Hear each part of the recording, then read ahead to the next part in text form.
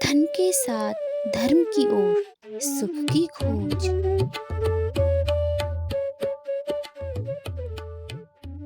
जय श्री राधे, जय श्री कृष्ण।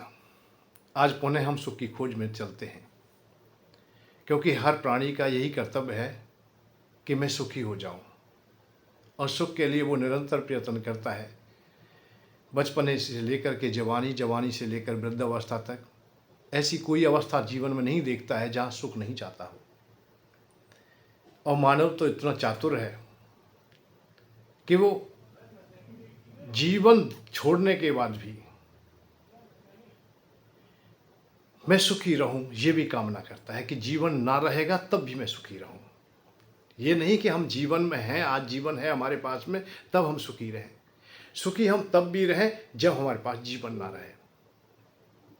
परंतु यहाँ मृत्युलोक में हम सुख खोजते हैं तो सुखी होंगे कैसे? सुख के दो तीन साधन हैं और दो तीन ही कामना है। जैसे पहला सुख निरोगी काया, दूसरा सुख घर में हो माया। पहला सुख हमेशा हम लोग अपनी देह में देखते हैं कि शरीर हमारा अच्छा रहे, स्वस्थ जीवन रहे, हष्ट पुष्ट रहे। ये हमारा पहला सुख है। दूसरा सुख है कि अर्थ हमारे पास हो, पैसा हमारे पास में हो, जिससे कि हम समस्त भौतिक सुखों को प्राप्त कर सकें, सहजता से उन्हें ले लें। तो ये दो सुखों में हम लोग अपने जीवन को बांट देते हैं। अब बात आती है कि दोनों सुख हमसे अछूते क्यों रहते हैं? हम स्वस्थ रहने का प्रयत्न पूरे जीवन करते हैं, परंतु कहीं ना कहीं रोग हमें घेरे रहते हैं। कभी ये बीमारी है तो कभी ये बीमारी है। ना चाहते हुए नाना प्रकार के रोग हमसे लग जाते हैं। कोई नहीं चाहता कि मैं रोगी हो जाऊं। उसके लिए प्रयत्न भी बहुत करता है, व्यायाम भी करता है, अच्छा खाता भी है, दवा औषधि भी लेता है, परंतु फिर भी रोगी हो जाते हैं। अच्छा स्वास्थ्य अच्छा मिल भी जाए हमें, तो स्वास्थ्य अच्छे का हम करेंगे क्या जब तक हमें और भौतिक सुख प्राप्त ना होंगे? और वो सुख तब प्राप्त होंगे जब हमारे पास में अर्थ होगा। यदि अर्थ नहीं है तो फिर भौतिक सुख भी हमारे व्यर्थ हो जाते हैं।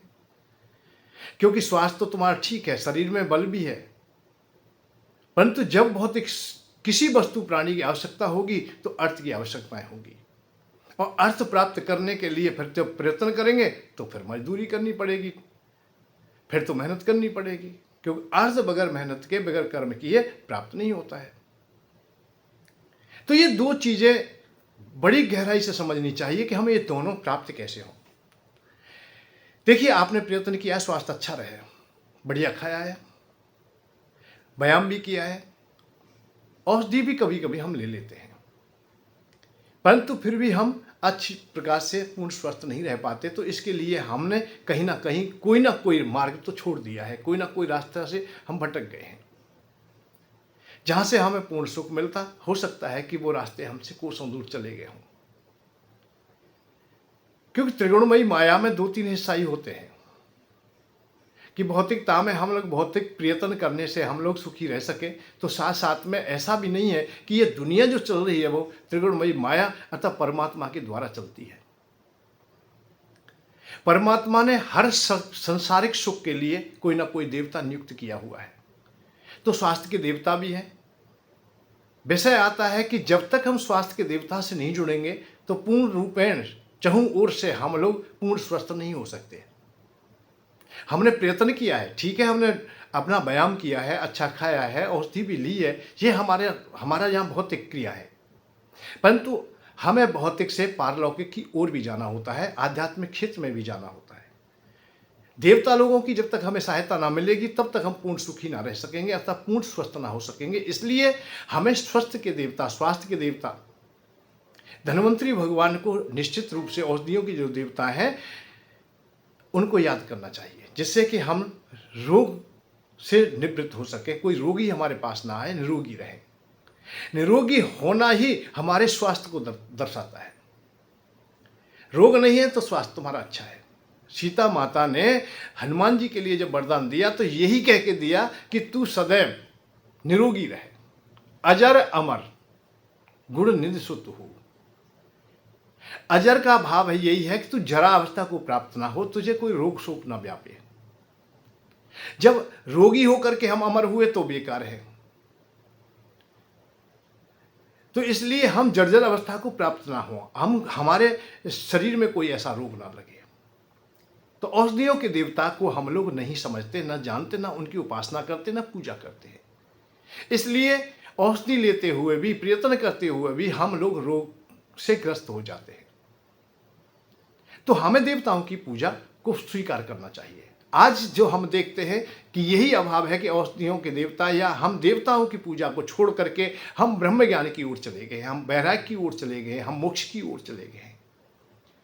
हम संसार में भी हम देखते हैं जो धन की हमें आवश्यकताएं होती हैं, पर धन के देवता को हम लोग जानते भी नहीं, पहचानते नहीं, उनकी चर्चा भी नहीं करते, उनकी कोई कथा भी नहीं सुनते, हम उनका पूजन अर्चन नहीं करते, हम उनकी उपासना नहीं करते, उनके लिए यज्ञ हवन आहुतियां कुछ देते ही नहीं, कोई बात ही विशेष नहीं है। जैसे कोई दूर का कोई रिश्तेदार कभी कभी याद आ गया, ऐसे कभी अवसर पर, विवाह शादी के अवसर पर, किसी हवन यज्ञ में थोड़ी देर के लिए कोई आ गया, कोई नाम मात्र के लिए कि कुबेर जी के लिए आहुति गिर दीजिए, परंतु हमने ना तो घर में स्थान दिया है, ना अपने हृदय में दिया है। हमने धन कमाने के प्रयत्न बहुत किए, निरंतर प्रयत्न किए, व्यवसाय किया, हमने मेहनत किया है, पढ़ाई की है, हर प्रकार से प्रयत्न किए, खेती बाड़ी व्यापार सबसे प्रयत्न किए, परंतु पूर्ण हम धन की ओर से भी सुखी ना हो सके। कहीं ना कहीं हमें अभाव दिखाई देता है, कहीं ना कहीं हम टूटते दिखाई देते। क्यों? क्योंकि हम कुबेर भगवान को नहीं जानते। जो धन के देवता है उनको हमने पहचाना ही नहीं, उनकी उपासना में हम सम्मिलित हुए ही नहीं, उधर गए ही नहीं। हम गए तो जब जब गए हम लोग वैराग्य की ओर गए, हम ज्ञान की ओर गए, हम मोक्ष की ओर गए। जिस अवस्था की हमें आवश्यकता नहीं थी उस अवस्था में पहुंच गए।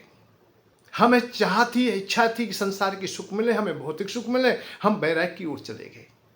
हमने प्रवचन सुने तो वैराग्य के सुने, हमने ज्ञान के सुने या मोक्ष के सुने, जबकि हमें मोक्ष की आवश्यकता नहीं थी उस समय। क्योंकि घर में तो हमें अभी बहुत काम करने हैं और कर्तव्य हमारे बाकी हैं।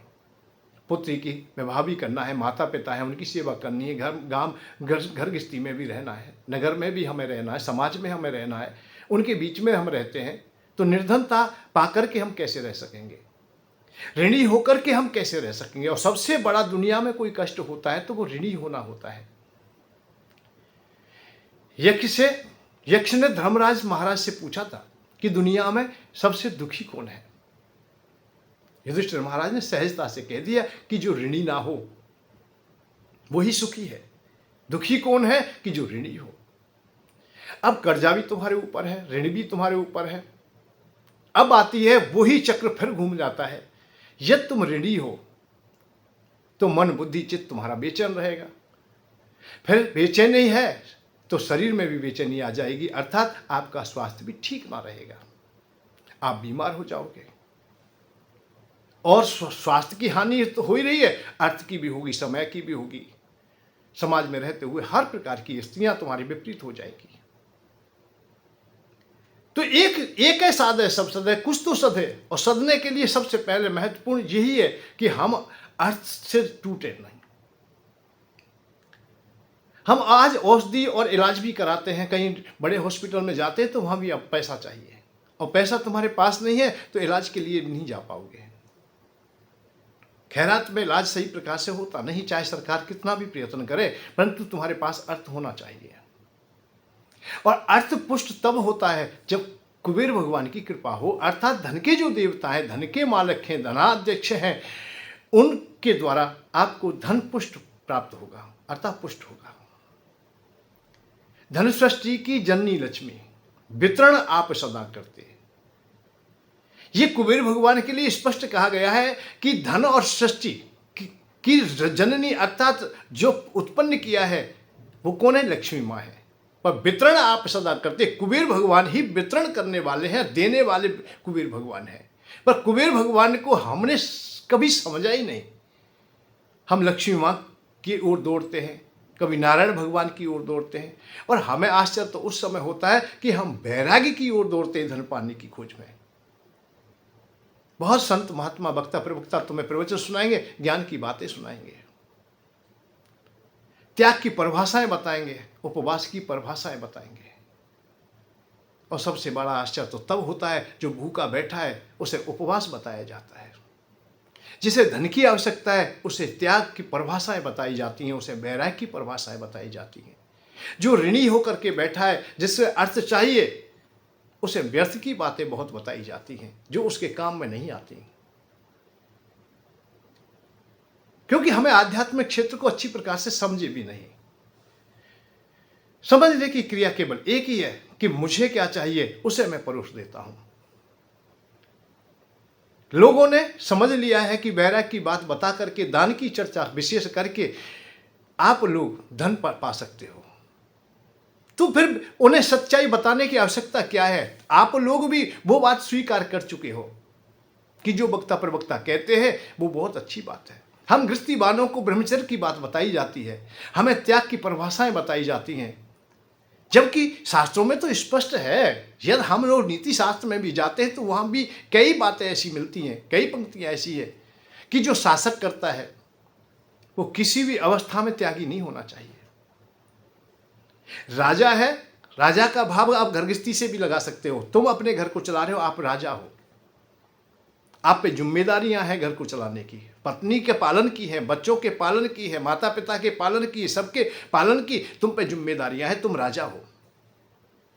और राजा कभी भी त्यागी नहीं होना चाहिए, संतोषी नहीं होना चाहिए। वो उसकी इच्छा होनी चाहिए कि वो निरंतर धन कमाता रहे, अपने ऐश्वर्य को बढ़ाता रहे। परंतु हमें जो बात बताई गई वो त्याग की बताई गई कि तुम त्यागी हो जाओ, बैरागी हो जाओ, मोक्ष वाले हो जाओ, तुम समाधि ले लो। अरे हम कैसे ले लें? हमारे कर्तव्य अभी अधूरे हैं। और जिनके कर्तव्य अधूरे हैं उन्हें कभी भी बैराग की चर्चा तो सुननी भी नहीं चाहिए। उन्हें वही चर्चा सुननी चाहिए और उनके लिए प्रयत्न करना चाहिए जो उनका लक्ष्य है। एक कहानी आती है महाभारत में, बहुत सुंदर। पांडव लोग वन में दर दर की ठोकरें खा रहे हैं। संतों के पास भी बैठते, बैरागियों के पास भी बैठते, परंतु उनके हृदय में कभी बैराग्य लेने की बात नहीं आई। कहीं भी पूरे 12 वर्ष और 13 वर्ष भी व्यतीत हो जाता है, परंतु कहीं भी बैराग्य नहीं लेते। और ये बात नहीं है कि वो भजन नहीं करते, तपस्या नहीं करते, व्रत उपवास नहीं करते, वो करते। इसका प्रमाण है कि अर्जुन तपस्या करते हैं, बहुत भारी तपस्या करते हैं, और इतना तप करते ही शंकर भगवान खुश हो जाते हैं, उन्हें अपने हृदय से लगा लेते हैं। पूछा है कि क्या चाहते हो? अब बताइए, तपस्या करने वाला शंकर भगवान सामने प्रकट है, हो सकता है मोक्ष मांग ले, हो सकता है भक्ति ज्ञान वैराग्य कुछ भी मांग ले, पर नहीं। उन्होंने एक ही बात कही कि प्रभु मुझे दिव्य अस्त्र चाहिए, क्योंकि भरी सभा में मेरी पत्नी का अपमान हुआ, मेरा राज छीन लिया गया, धन संपत्ति छीन ली गई, मेरे भाइयों का अपमान, सबका अपमान हुआ। मुझे ऐसे अस्त्र शस्त्र चाहिए जो कि मैं अपने अपमान का बदला ले सकूं, जबकि भगवान सामने है।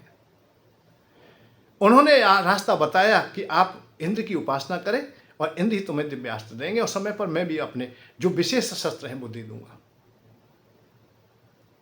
तो इंद्र की पूजा अर्चना करते इंद्र आते हैं, और इंद्र के साथ तो इतनी स्थिति होती है कि वो सशरीर ही साथ स्वर्ग को ले जाते हैं, वहां बरसों रहते हैं।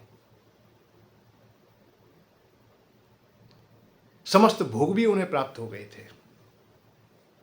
महाभारत में विशेष कथा तो यहां तक आती है कि उन्हें सुंदर से सुंदर स्त्रियां भी प्राप्त हुई, उर्वशी जैसी अप्सरा भी प्राप्त हुई, परंतु उन्होंने भोगा नहीं। उनकी आंखों में आंसू आ गए होंगे, क्योंकि स्वर्ग में बैठे हुए भी उन्हें अपने भाई दिखाई दिए कि मैं वन में छोड़ के आया हूं, मेरी पत्नी का भरी सभा में अपमान हुआ, हमारी धन संपत्ति सब छीन ली गई, और मैं यहां स्वर्ग में बैठ के स्वर्ग भोगूं? नहीं, मेरा कर्तव्य अभी बाकी है, कर्म करना बाकी है। उर्वशी को ठुकरा दिया कि नहीं, जबकि अर्जुन कोई नपुंसक नहीं थे, वीर थे, धीर थे, बलशाली, सब गुण थे उनमें, पूर्ण पुरुष है वो, नरों में उत्तम है वो, परंतु वो कर्तव्य जो अधूरे थे उन्हें पूरा करने के लिए हम स्वर्गवासी होंगे। उससे पहले स्वर्ग में भी हमें अच्छा नहीं लगता, स्वर्ग भी नरक के समान है। तो मैं विशेष यही कहना चाहता हूं कि जब हमारे कर्तव्य अधूरे हैं तो हम वैराग्य की बातों में हम क्यों अपने को उलझाए रखें? हम त्याग की परिभाषाओं को क्यों सुने? हम मोक्ष की बात क्यों सुने? हमारे जब कर्तव्य पूरे होंगे तो स्वाभाविक ही उधर हम आप चले जाएंगे। महाभारत को पढ़ के देखना, वही पांडव लोग जिस दिन उनकी पूर्ति हो गई, कर्तव्य पूरे हो गए, उन्हीं के हिमालय की कंदराओं में बैरागी हो जाते हैं, अर्थात सब कुछ त्याग देते हैं, किसी से कोई प्रेम नहीं रखते, कोई मोह ना रखते, बैरागी हो जाते हैं, स्वर्गारोहण हो जाता है। तो हमारे पास में जो अधूरापन है वो यही है कि हमारी प्रवचन की जो व्यवस्था है वो बदल गई है। जो हमें आवश्यकता है वो प्रवचन कोई करता ही नहीं। हमें अर्थ की आवश्यकता है, अर्थ की बात बताता ही नहीं। हमें स्वास्थ्य अच्छे की बात है, स्वास्थ्य बताता ही नहीं। आज भी जितना भी बताने वाले हैं स्वास्थ्य के लिए, वो भी क्या बताएंगे कि ये औषधि ले लो, ये औषधि, वो तो चल ही रहा है भाई, वो आज से थोड़ी चला, सदैव से चल रहा है, चाहे वो किसी भी रूप में हो। आधुनिक युग आया है तो आधुनिक के रूप में औषधि हो, चाहे पहली तरीका से वैद्यगिरी,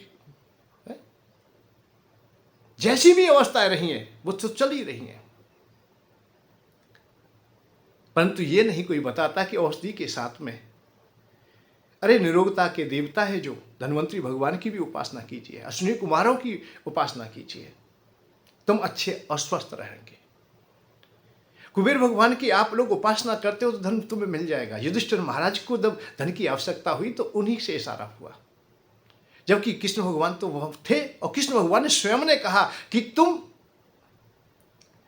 हिमालय में जाइए, अलकापुरी जाइए और कुबेर जी से धन प्राप्त कीजिए। उनकी उपासना करते हैं, व्रत उपवास करते हैं, शंकर भगवान खुश होते हैं, कुबेर जी को आज्ञा देते हैं, या कुबेर जी स्वयं ही प्रकट होते हैं, उनको मर्त राजा के जो धरोहर रखी हुई थी वो दे दी, उन्हें बहुत सारा धन दिया। तब उन्होंने बड़े बड़े यज्ञ हवन किए, जिनके भाई बंधु मारे गए थे उनकी संतुष्टि की। तो मैं केवल इतना ही बताना चाहूँगा आपको विशेष करके कि समय के अनुसार जिस जिस वस्तु की, जिस प्राणी की, जिस वाणी की आवश्यकता है वही बोलना चाहिए। हम भटक जाते हैं, और ऐसे भटक जाते हैं कि हमें जीवन भर कहीं शांति नहीं मिलती है, और वो लोग हमें अटका लेते हैं और भटका देते हैं जो स्वयं भटके हुए हैं। हमें आज कालने में अपनी ओर खींच लेते हैं।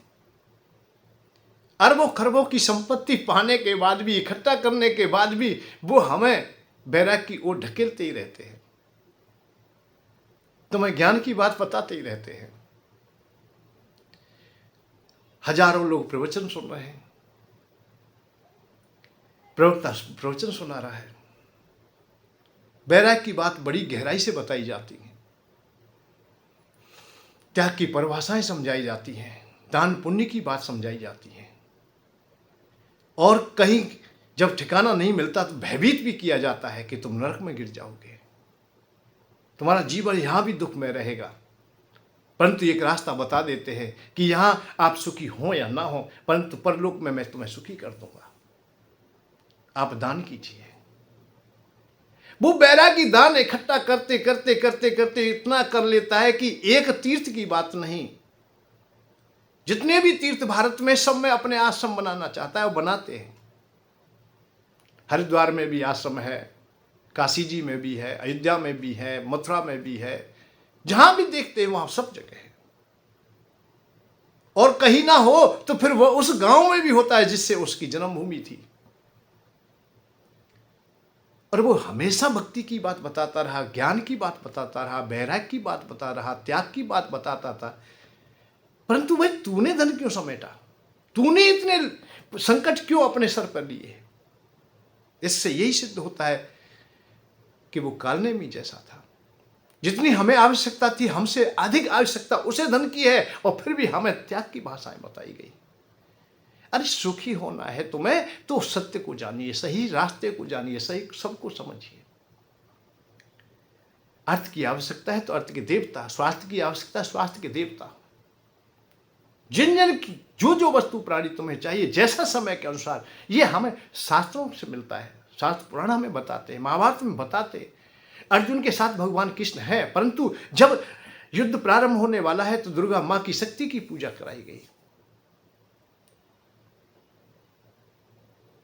जब जहां जैसे देवता की आवश्यकता थी वही सामने रख दिया,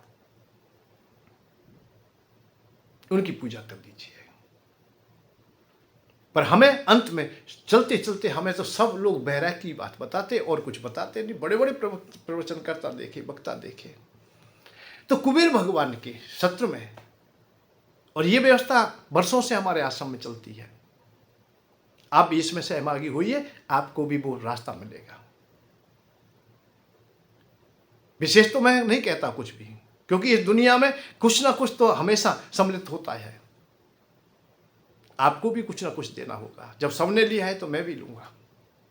पर मैं 1 साल के लिए तुमसे चाहता हूं कि 1 साल के इस हवन में आप जो जुड़ जाए, यज्ञ में जुड़ जाए, जो निरंतर अखंड ज्योति और यज्ञ की जो प्रणाली है उसमें सम्मिलित हो जाए।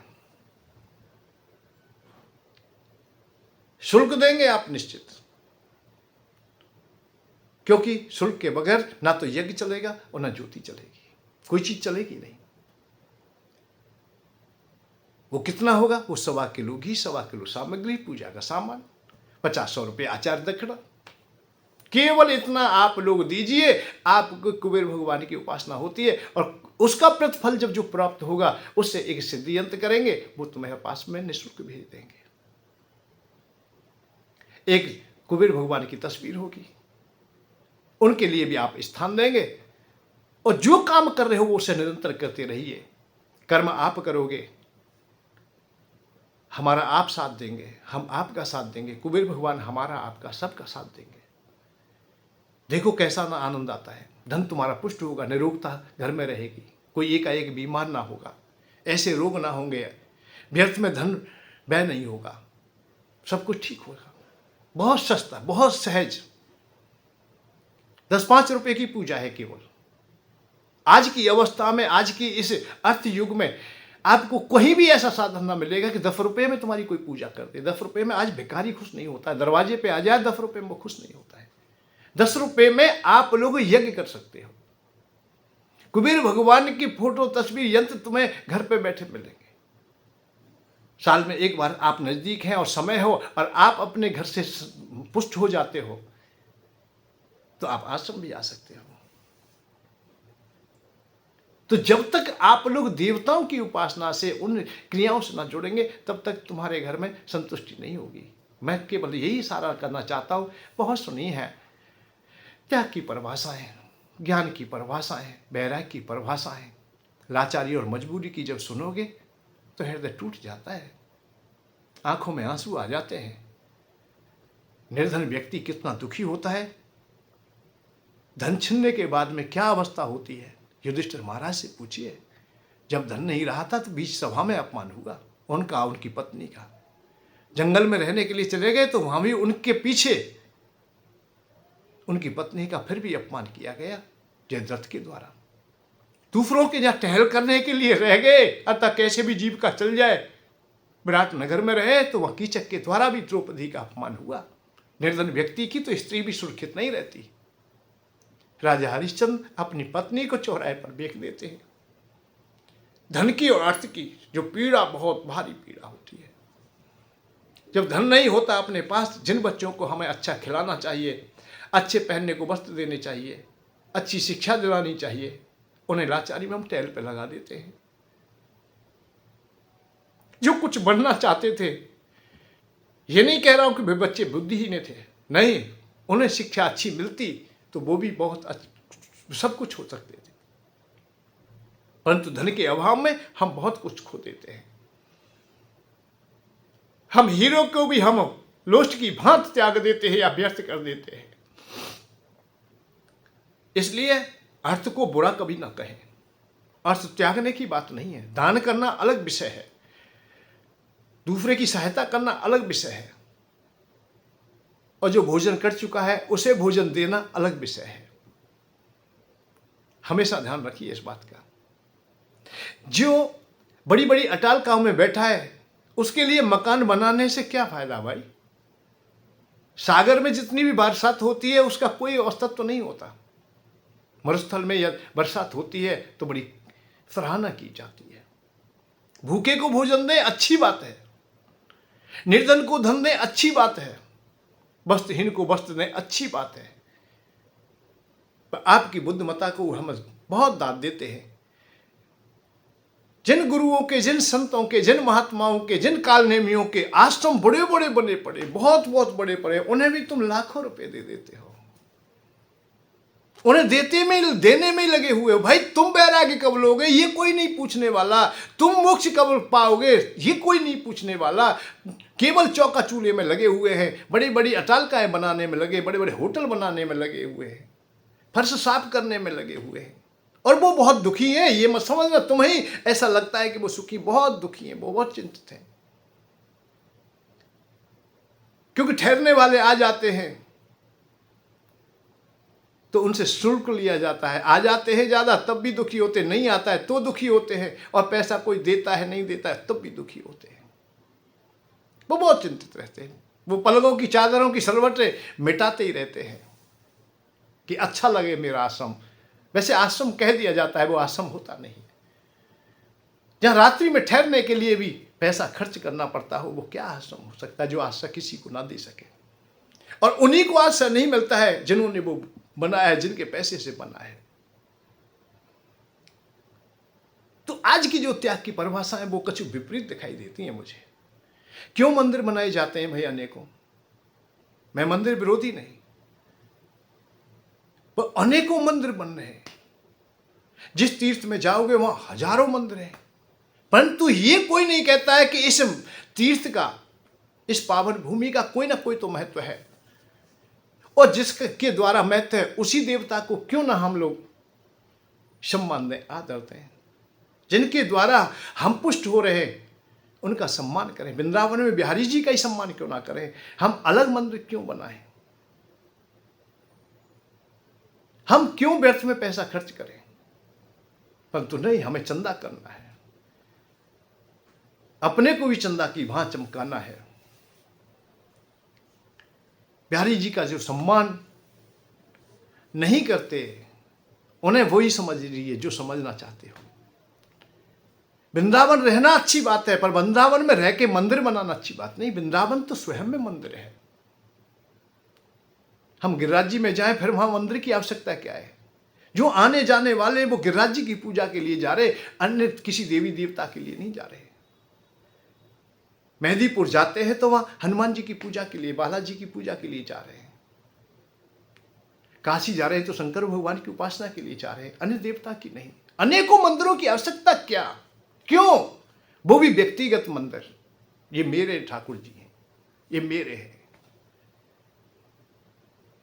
ऐसी भावनाओं से ना तो सनातन धर्म पुष्ट होता है और न समाज पुष्ट होती है। समाज भी बंटने की कगार पे आ जाती है। हम बिहारी जी की अच्छी व्यवस्था करें, विशालता से व्यवस्था करें। कितने भी लोग आए, भूखे आए, कैसे भी आए, सब भोजन पाए, सब दर्शन पाए, सब अच्छी प्रकार से रहे, ये हमारी कामना होनी चाहिए। परंतु नहीं, हम अपनी अलग पद्धति बनाने में लग जाते हैं। तो परंतु हम लोग ये न समझ सके जो हमारा सही मार्ग है वो हम खुद ना समझ सके तो दूसरों को क्या दे सकेंगे। हमेशा यही बात ध्यान रखिए कि आज की आवश्यकता क्या है, आज का युग क्या चाहता है। सतयुग क्या चाहता था, त्रेता क्या चाहता था, द्वापर क्या चाहता था, और कलयुग क्या चाहता है, ये भी आप लोग जानिए। सतयुग की चर्चाएं, सतयुग की प्रणालियां आज काम ना आती तो युग बदलता ही नहीं। युग बदला ही तब जब सतयुग की चर्चाएं चलते चलते बूढ़ी हो गई थी, नवीनता लाने के लिए त्रेता आया। त्रेता की चर्चाएं चलते चलते जर्जर हो गई थी तो द्वापर आया। द्वापर फिर अपनी चर्चाएं की, और द्वापर की भी चर्चाएं समय के अनुसार वो भी वृद्ध हो गई तो कलयुग आया। अब कलयुग की चर्चाएं क्यों ना पुष्ट की जाए, कलयुग में देवताओं की प्रधानता क्यों ना रखी जाए। हमने कलयुग में आकर के ब्रह्म ज्ञान को रखा, जबकि द्वापर में ब्रह्म ज्ञान पर अस्तित्व नहीं था, देवताओं पर आधारित था। पीछे हटते जाओगे जब देवताओं के वगैरह उपासना थी नहीं। शास्त्र पुराणों सब वेद में सब में भरा पड़ा है कि इंद्र आदि की पूजा उपासना की जाती है। आज हम ब्रह्म ज्ञान से नीचे उतरते, जबकि ब्रह्म ज्ञान की हमें आवश्यकता और पात्र भी नहीं है हम। ये और मैं कह देता हूं कि पात्र भी नहीं है। बात तुम कर्तव्य पालन करने के बनी है, कर्म करने के बनी है। अर्जुन से अच्छा पात्र नहीं हो सकता है कोई भी, श्रेष्ठ व्यक्ति है। परंतु भगवान कृष्ण ने उन्हें भी समझा दिया, तू अपने कर्तव्यों का पालन कर, तू बैराग की बात मत कर। बैरागी होना था तो 13 साल व्यर्थ में तुमने क्यों गंवाए? अरे वही बैराग धारण कर लेते। भाई वन में रहे, वहां कौन तुम्हें रोकने वाला था? आज बीच युद्ध में आकर के तू बैराग धारण करता है। कर्तव्यों के पालन के लिए तू स्वर्ग में भी ना ठहर सका, रात्रि में चैन से सो ना सका, दिन में भोग भोग ना सका, या पैसा अर्थ कमा ना सका, या शांति से ना रह सका, दिन में अन्न ना खा सका, रात्रि में सो ना सका, और तू आज बैराग की बात करता है। बैराग की बात मत कर, कर्म की बात कर, कर्तव्य की बात कर। जो तेरी इच्छाएं अधूरी हैं उनकी बात कर। इच्छाएं तेरी अधूरी रह गई तो स्वर्ग में जाके भी तुझे पीड़ा देंगी। तुम कहीं भी चले जाना, अरे तुम ऋणी हो, घर में बच्चे भूखे हैं और तुम विदेश में चले जाओ, अच्छे भोजन मिले, अच्छे सुविधाएं मिले, परंतु घर भूला नहीं जाएगा, पत्नी भूली नहीं जाएगी, पत्नी याद आएगी तुम्हें, क्योंकि अपना घर 100 कोस दूर से भी दिखाई देता है। तो जो हमारे काम है उसे हम कर लें। बस अधूरापन हमारा यही है कि हमें अर्थ चाहिए, हम पूजा किसी और की कर रहे हैं, हमें भोग चाहिए, हम बैराग की बात कर रहे हैं, हम गृहस्थीवान हैं, हम ब्रह्मचर्य की बात कर रहे हैं, हम संसारी हैं, हम क्रोध त्यागने की बात कर रहे हैं, लोभ त्यागने की बात कर रहे हैं, मोह त्यागने की बात कर रहे हैं, जबकि ये विषय त्यागने की वस्तु है ही नहीं। एक दिन और मैंने बताया था, जो ये बात कहे वो बहुत अधूरा है। विषय कोई त्यागने की वस्तु है ही नहीं। त्यागने की होती और बेकार होती तो सतयुग से लेकर के आज तक ये विषय चलते ही नहीं, ये कब के पंगु हो जाते। कितने लोग तो समझाने में लग रहे हैं, ये खत्म हो जाते। जो नहीं होने वाला है उसे हम अथाह की था लेने की चर्चा करते हैं, जिसका खंड ही नहीं है उसे खंड करने की बात करते हैं, अखंड। मानो आकाश को हम शब्दों के घेरे से बंद करना चाहते हैं, बाहों के घेरे में लेना चाहते हैं, वो चर्चा ना करें, क्योंकि हर विषय हमें सुख देने वाला है, आनंद देने वाला है, अच्छा है, बहुत श्रेष्ठ है। काम सब कह रहे त्यागिए, मैं कह रहा हूं अपनाइए, इसे सजाइए, इसे स्वीकार कीजिए। और आश्चर्य तब होता है कि रोज हम कामी हैं, रोज स्त्रियों का संग कर रहे हैं, पत्नी का संग कर रहे हैं, बात ब्रह्मचर्य की कर रहे हैं, सुन भी ब्रह्मचर्य की बात रहे हैं और ताली बजा रहे हैं, और ब्रह्मचारी बड़ा पसंद है। अरे नहीं है वो ब्रह्मचारी भाई,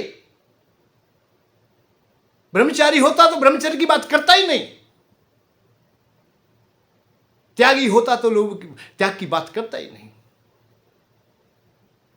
बातें भी हम वही करते हैं जो हमारे अंतरात्मा में छुपी पड़ी है, वही कहीं ना कहीं प्रकट हो जाता है। जो बैराग की बात करता मिले, जो त्याग की बात करता मिले, जो दान की बात करता मिले, वही कहीं ना कहीं छुपा है। वो लेना चाहता है, अधिक से अधिक लेना चाहता है, इसलिए दान की प्रधानता तुम्हें बता रहा है। वो देना नहीं चाहता, वो त्यागना नहीं चाहता, वो बैराग नहीं लेना चाहता है, वो तो स्वयं अर्जित करना चाहता है, इसलिए तुम्हें बैराग की और त्याग की परिभाषाएं बताई जा रही हैं। जो ब्रह्मचर्य की बात बता रहा है वो कहीं ना कहीं मन बुद्धि चित्त से ब्रह्मचर्य को खंडित कर चुका है, केवल उसे प्राप्त नहीं है,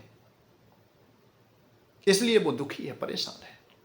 ब्रह्मचारी होना है तो नारद बाबा से ज्यादा कौन हो सकेगा, जिन्होंने तप किया और दिव्य अप्सराओं को भी पराजित कर दिया। परंतु कहीं ना कहीं फिर भी उनके हृदय में काम छुपा हुआ था। दाब तो लिया,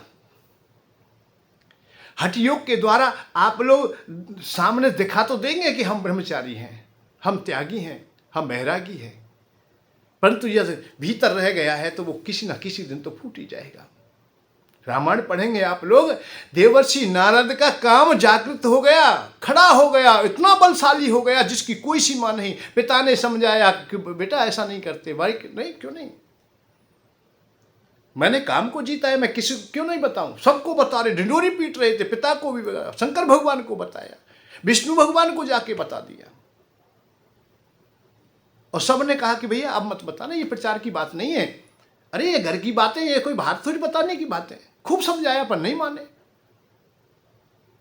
भगवान ने अपनी लीला सामने रख दी। परिणाम हुआ कि विश्व मुनि को वर्णन करने के चक्कर में लग गए कि इसका इस वर्णन कर लूं मैं, अब तो मैं सब कुछ ठीक हूं। इतने कामी हो गए, इतने कामी हो गए, मर्यादाएं भूल गए, मानव से बंदर बन गए, बानर जैसी आकृति होगी। इसका भाव क्या है कि जब तुम्हारा काम अंधा होगा, बुद्धि विवेक तुम्हारा सब खत्म हो जाएगा। क्रोध में अंधे होगे तुम क्रूप हो जाओगे, लोभ में अंधे होगे क्रूप हो जाओगे, काम में अंधे होगे तुम क्रूप हो जाओगे। नारद जी हो गए, आवेश में आकर कुछ भी बोल दे, कुछ भी कह दे, कुछ भी कहे।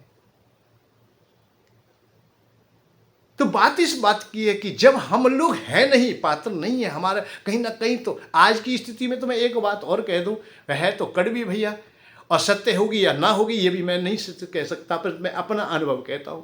जिनके पास में ये मोबाइल है जिसे तुम देख रहे हो, और जिनके पास ये मोबाइल हो वो ब्रह्मचारी हो जाए, ये नहीं हो सकता। बड़ा कठिन काम है भैया, क्योंकि ब्रह्मचर्य में तो बहुत कुछ प्रतिबंध है। स्त्री और प्रकृति को त्यागने का नाम ब्रह्मचार्य है। और यहां तो प्रकृति भी देखने को मिलती है, धन भी मिलता है, संपत्ति मिलती है, ऐश्वर्य भोग समस्त इस मोबाइल में है। और जिनका विवाह ना हुआ, सुंदर सुंदर अप्सराएं इस मोबाइल में रोज मिलती हैं। तो काम की पूर्ति तो वो करता है कहीं ना कहीं से। बहुत लोग तुमने देखे होंगे जो ब्रह्मचर्य का पालन किए हुए, वो गाली बहुत देते हैं, वो गाली दे के ही अपनी इच्छाओं की पूर्ति करते हैं। कोई देख करके करता है, कोई सुन करके करता है, कोई क्रिया करके करता है, सब लगे हुए हैं। बड़ा कठिन काम, जो कठिन काम है, और कठिन काम की आवश्यकता ही क्या है? भगवान ने हमें ब्रह्मचारी होने के लिए थोड़ी बनाया है भाई, उन्होंने अपनी प्रकृति को चलाने के लिए, क्योंकि वो स्वयं ब्रह्मचारी ना रहे। उन्होंने विवाह किए हैं, भगवान राम ने विवाह किया है, भगवान कृष्ण ने विवाह किया है, उनके भी पत्नी थी, उनके भी बच्चे थे। सृष्टि क्रम में उन्होंने भी हाथ बटाया है, सृष्टि क्रम में जो कमियां थी उनको सुधारा है उन्होंने, दुष्टों का वध किया है, धर्म की स्थापना की है। वो भी यही चाहते हैं कि तुम महामानव बनो, अच्छे व्यक्ति बनो, तुम इस सृष्टि की रचना करो, अपने काम को तुम सजाओ, अच्छा रखो, काम को अंधा ना होने दीजिए, क्रोध को अंधा ना होने दीजिए, लोभ को अंधा ना होने दीजिए। लोभी रहिए, निश्चित रहिए, लोभ में अंधे मत होइए। कुबेर भगवान की उपासना करें, खूब धन कमाएं, खूब कमाएं, ज्यादा से ज्यादा दान पुण्य करें, धर्म का कार्य करें, अच्छे कार्य करें, देश धर्म के लिए करें। ये कौन से शास्त्र ने कहा है कि आप लोग लोभी ना हो?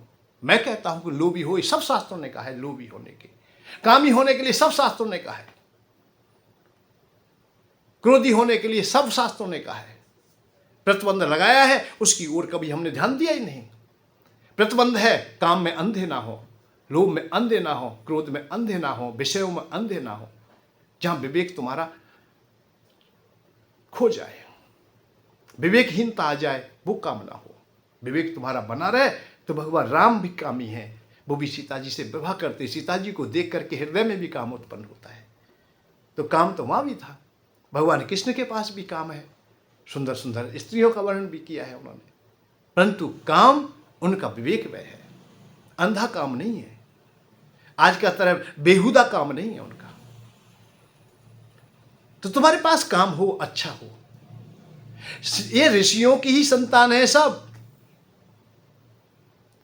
ऋषियों की ही संतान है। तो वेद ब्रह्मचारी होते, वो संतान पैदा करते ही नहीं।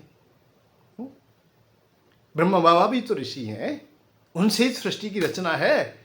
कश्यप जी सृष्टि की रचना है।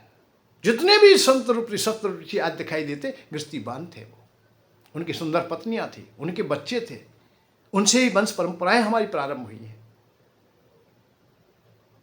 तो जो कार्य नहीं करना है उसके लिए भी हम सुनते रहते हैं, हम समय व्यर्थ गंवा देते हैं। और प्रकृति का यह नियम है, जो तुम्हें प्राप्त हो गया उससे स्वाभाविक वैराग्य हो जाएगा। वैसे इस विषय पर विशेष प्रवचन किसी दिन करूंगा। अरे भूख है तुम्हें, ये लोभ है, और जीवन का एक स्वाभाविक क्रिया भी है कि भूख है तो भोजन चाहिए। चाहिए वही लोभ है। भोजन करिए, खूब करिए, छक्के करिए। भोजन करने के बाद में स्वाभाविक तुम सहज हो जाओगे। इसी का नाम वैराग्य है। भोजन करने के बाद भोजन से वैराग्य हो जाएगा। जल पीने के बाद पानी से हो जाएगा। प्यास बुझ जाएगी तो जल भी नहीं चाहिए फिर। ये सहज जो अवस्था आ जाए, यही वैराग्य है। परंतु ये आएगा कब? जब प्राप्त होगा। पानी नहीं मिले तो प्यास नहीं बुझने वाली, कभी भी नहीं बुझेगी, कितना भी प्रयत्न करें। भोजन ना मिले तो भूख ना मिटेगी। अरे तुम ऋणी हो, कर्जा है तुम्हारे ऊपर। जब तक तुम ना देंगे तब तक कर्ज मिटेगा नहीं। चाहे आत्महत्या कर लो, चाहे और प्रयत्न कर लो, चाहे कुछ भी कर लो, जब तक उनको अपने तुमने जो लिया है वो ना दिएंगे, चाहे किसी भी रूप में दें, कैसे भी दें, तुमको देना होगा और उसको संतुष्ट करना होगा। चाहे आज कर दो, चाहे आगामी जीवन में करना, यह अलग विषय है तुम्हारा, करना तो पड़ेगा।